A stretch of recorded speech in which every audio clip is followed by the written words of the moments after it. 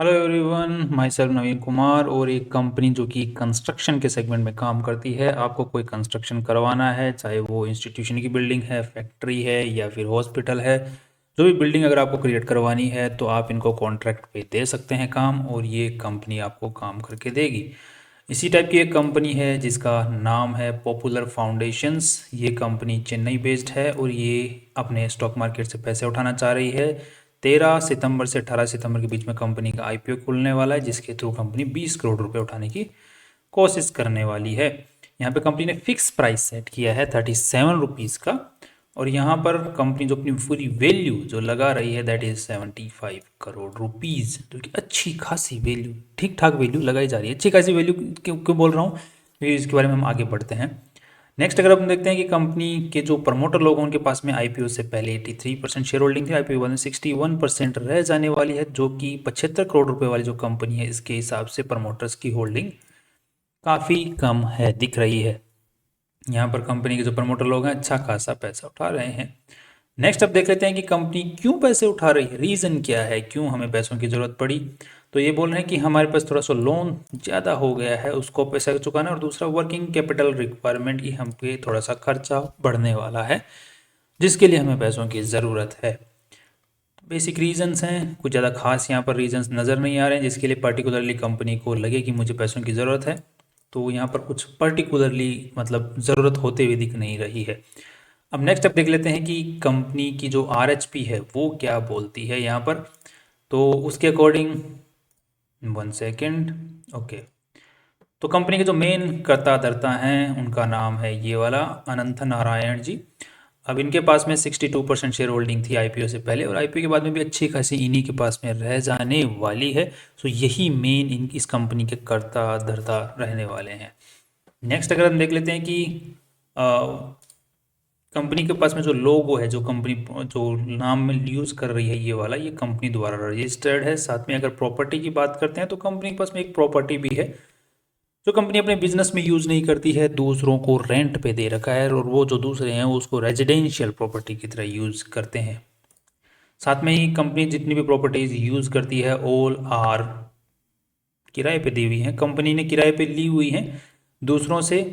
Basically अगर देखा जाए तो वेंकटेश वेंकटेश, ये भी वेंकटेश, ये जो नीचे वाली है ये भी वेंकटेश, मतलब जो मेन कंपनी के प्रमोटर हैं उन्हीं के द्वारा दी हुई, उन्होंने ही इस कंपनी को किराए पर दी है, जो कि अच्छा खासा दोनों, मतलब जो भी मेन प्रमोटर हैं वो 2 से 2.5 लाख रुपए महीने का किराया इस कंपनी से कमा रहे हैं, अपनी ही प्रॉपर्टी कंपनी को दे करके किराए के ऊपर में।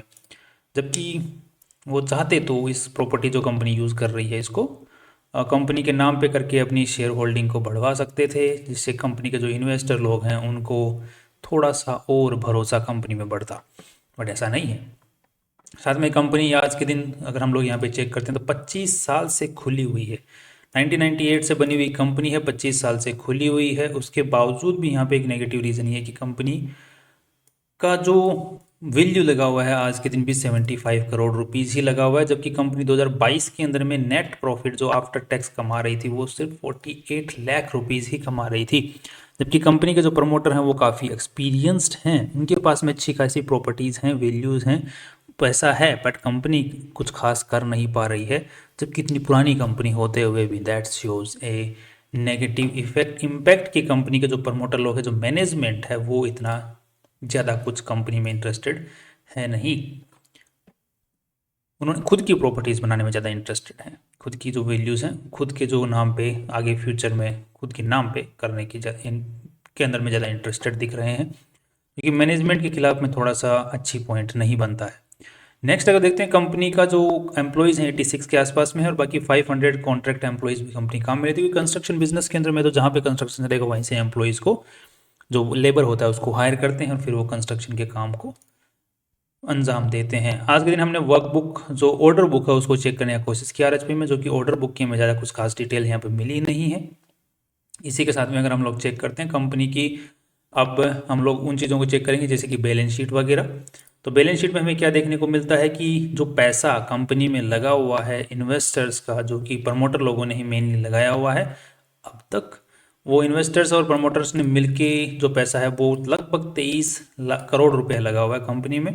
23 करोड़ रुपए में से 63 करोड़ की बैलेंस शीट की पूरी साइज है, मतलब 63 करोड़ रुपया पूरा लगा हुआ है, जिसमें से 23 करोड़ जो है प्रमोटर्स का लगा हुआ है और इन्वेस्टर्स का लगा हुआ है। बाकी जो पैसा है कंपनी में लगा हुआ वो सारा उधारी का है, और उस पूरा पैसा इन्वेस्टर्स का और उधारी का सब कुछ मिला मिले के जो कंपनी में लगा हुआ उसमें से 4 करोड़ के आसपास में जो पैसा लगा हुआ वो तो एसेट्स में लगा हुआ है, दैट इज मशीनरी हो गई, जो किराए पे लीज पे प्रॉपर्टीज ले रखी हैं उनके अंदर में इन्वेस्टमेंट जो कर रखा है कंपनी ने, और बाकी जो चीज़ें हैं जो कंपनी के पास में जो भी इक्विपमेंट्स मशीनरी वगैरह उनके हिसाब से उसमें जो पैसा लगा हुआ है दैट इज़ 4 करोड़ रुपया। बाकी जो पैसा लगा हुआ है मेनली जो सबसे बड़ा पैसा लगा हुआ है 44 करोड़ रुपया वो ट्रेड रिसीवेबल्स में, दैट मीन्स कि कंपनी का जो मेन बिजनेस है उसके अंदर में, इस कंपनी के अंदर में मेन एसेट्स नहीं है इसके पास में कुछ खास। एसेट वाइज देखा जाए तो कंपनी के पास में ढेला के टाइप पे देखने को मिल रहा है, बट जिस हिसाब से वैल्यू लगाई जा रही है उसके हिसाब से बात कर रहे हैं। बाकी जो कंपनी के पास में मेन है वो है बिजनेस, कि हम फ्यूचर के अंदर में आज के दिन इतना बिजनेस कर रहे हैं, फ्यूचर में इतना करेंगे। सो एक होप का बिजनेस कंपनी के अंदर में देखने को मिल रहा है। बेसिकली अगर आज भी देखा जाए तो कंपनी ने जितना काम किया हुआ है उसका मैक्सिमम जो पैसा है वो ट्रेड रिसीवेबल सेगमेंट में ही पड़ा हुआ है, that is again a kind of negative. 6 crore 6.5 crore रुपए की कंपनी ने यहाँ पे इन्वेंट्री दिखाई हुई है, और साथ में ही short term and long term के हिसाब से, मतलब शॉर्ट टर्म लोन्स भी दे रखे हैं कंपनी ने, आगे जो दूसरे लोगों को लोन पे सप्लायर्स वगैरह को पैसा दे रखा है लोन पे, या फिर लोन पे भी दे रखा है या फिर एडवांस दे रखा है, वो यहाँ पर 5-6 करोड़ रुपया पड़ा हुआ है। नेक्स्ट अब देख लेते हैं कि कंपनी का जो P&L स्टेटमेंट है, प्रॉफिट एंड लॉस स्टेटमेंट, कि किस तरीके से कंपनी ने पैसा कमाया है।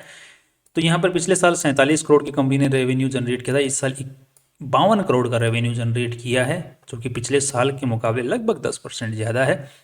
तो यहाँ पर जो नेट प्रॉफिट, जो कि रेवेन्यू 10% बढ़ा है बट नेट प्रॉफिट जो है वो 3 गुना हो गए, ये कैसे पॉसिबल है? तो कंपनी ने यहाँ पर रीज़न बताया है कि मोस्ट ऑफ द जो प्रोजेक्ट्स हैं हमारे वो कंप्लीशन के ऊपर में आ गए थे, और कंप्लीशन के ऊपर में आने की वजह से हमारा जो प्रॉफिट है increase was due to the increase in project of completed during the year, कि कंप्लीशन के अंदर में नेट इस मतलब इस लाइन का तो ये कि मतलब निकाल सकते हैं जब कंप्लीशन होता है प्रोजेक्ट्स का तो आपको एंड में ज़्यादा प्रॉफिट आप निकालते हो, जबकि आपका जब जो ओड चलता है जब तक तब तक आप ज़्यादा कुछ प्रॉफिट बनाते नहीं हो। इसका मतलब तो यही निकाला जाता है। तो इसका मतलब ज़्यादातर प्रोजेक्ट्स जो हैं कंप्लीट हुए थे तो आपको अच्छा खासा प्रॉफिट देखने को मिला, रेवेन्यू में कुछ खास इंक्रीज ना होते हुए भी। ओके, नेक्स्ट अगर देख लेते हैं कि कंपनी, अब मेरे को जो मेनली कैश फ्लो के अंदर में कुछ डाउट्स हैं।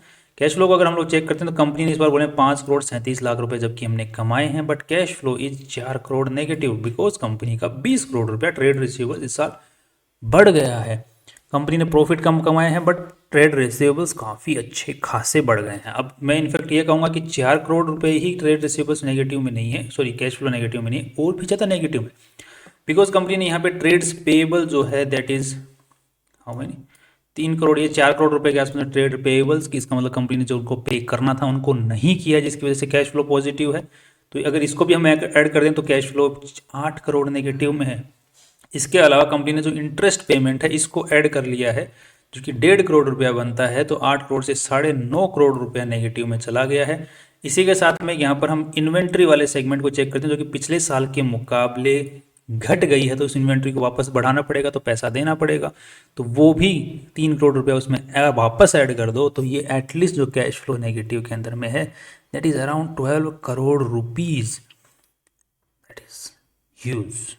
ठीक है, that is huge. That come से कम कंपनी के अंदर में कैश क्रंच जो है फ्यूचर के अंदर में आ सकता है, इसीलिए कंपनी बोल रही है कि हमें वर्किंग कैपिटल रिक्वायरमेंट के लिए पैसों की ज़रूरत है, बट यह कैश क्रंच जो है आई थिंक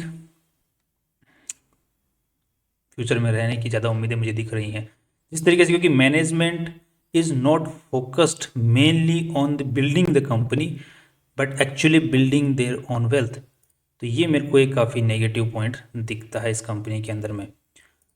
इसी के हिसाब से अगर हम लोग ट्रेड रिसीवेबल वाला जो सेगमेंट के अंदर में चेक करते हैं तो पिछले कुछ सालों का अगर ट्रेड रिसीवेबल उठा के देखते हैं तो इनका 45 करोड़ के आसपास में आज के दिन ट्रेड रिसीवेबल है, जिसमें से 6 महीने से जो पुराना जो ट्रेड रिसीवेबल सेगमेंट है वो लगभग 9 करोड़ रुपए के आसपास में है, जो कि बैड डेट के अंदर में चला गया है। बैड डेट तो फ्यूचर के अंदर में हो सकता है कि कंपनी इसको बैड डेट घोषित कर करके अपनी बैलेंस शीट से राइट ऑफ कर दे। राइट ऑफ करने का मतलब होगा नुकसान को बुक कर ले, कि भाई हमने नुकसान बुक कर लिया। इसका कोई मतलब नहीं है अब रखने का अपनी किताबों के अंदर में, खराब फालतू किताबों को खराब करें, बार बार हम इसको देख देख के जलते रहें, इससे बेटर है कि इसको साइड में कर दो, इन पन्नों को फाड़ के फेंक दो। तो वो हो सकता है फ्यूचर में करे, और ये इस साल ट्रेड रिसीवेबल्स फिर से बढ़ गए हैं, तो फ्यूचर के अंदर में फिर से यहाँ पर अगेन दिक्कत नज़र आ सकती है, जो कि इतनी बड़ी कंपनी ना होते हुए भी 7-7 करोड़ रुपए, मतलब 10% के बैड डेट्स होने के चांसेस यहाँ पर दिख रहे हैं कंपनी की वैल्यू के हिसाब से। That is a huge huge impact, ठीक है। और जिसमें इन्वेस्टर्स का जो पैसा लगा हुआ 23 करोड़ ही लगा हुआ है, जबकि जो कंपनी ने उधारी पे जो माल खरीदा वो तो वापस देना पड़ेगा, तो 23 करोड़ ही इन्वेस्टर्स का पैसा है। 23 करोड़ में से 7 करोड़, जिसका मतलब हो गया 30-35% के आसपास में रेवेन्यू बैड डेट्स में पड़ा हुआ। दैट इज़ ह्यूज इम्पैक्ट, जो कि नेगेटिव फ्यूचर के हिसाब से मुझे दिख रहा है कि कंपनी का जो फ्यूचर है वो मुझे थोड़ा सा गड़बड़ाया हुआ दिख रहा है अभी के जो डेटा है अवेलेबल उसके हिसाब से। सो ओवरऑल जो मेरा जो कंपनी को लेकर में सिनेरियो बन रहा है वो थोड़ा सा नेगेटिव साइड में ही टिल्ट हो रहा है based on this data available. और मेनली ये जो इफेक्ट कंपनी पे दिख रहा है ये मैनेजमेंट को लेकर के ज़्यादा दिख रहा है। मैनेजमेंट यहाँ पर मुझे अपनी जेब में भरता हुआ ज़्यादा दिख रहा है, कंपनी को के ऊपर में ज़्यादा ध्यान ना देते हुए। तो अभी फिलहाल के तौर पे तो कंपनी मार्केट के अंदर में एसएमई सेगमेंट में जितनी भी कंपनियां हैं उनके अंदर में एक बहुत ही बड़ा मतलब बस पैसा बह रहा है उनके लिए, तो इन कंपनियों को वैल्यू मिल सकती है। बट कि फ्यूचर के अंदर में मुझे थोड़े से डाउट नज़र आ रहे हैं कि दिक्कतें क्रिएट हो सकती हैं। That's all. बाकी बाकी आप कोई भी डिसीजन लें, positive negative, this was just a limited review. बाकी आप कोई भी डिसीजन लें पॉजिटिव नेगेटिव, वो अपने फाइनेंशियल एडवाइजर को पूछ के और रिसर्च करके ही लें। I might be wrong as well. Finally, see you tomorrow.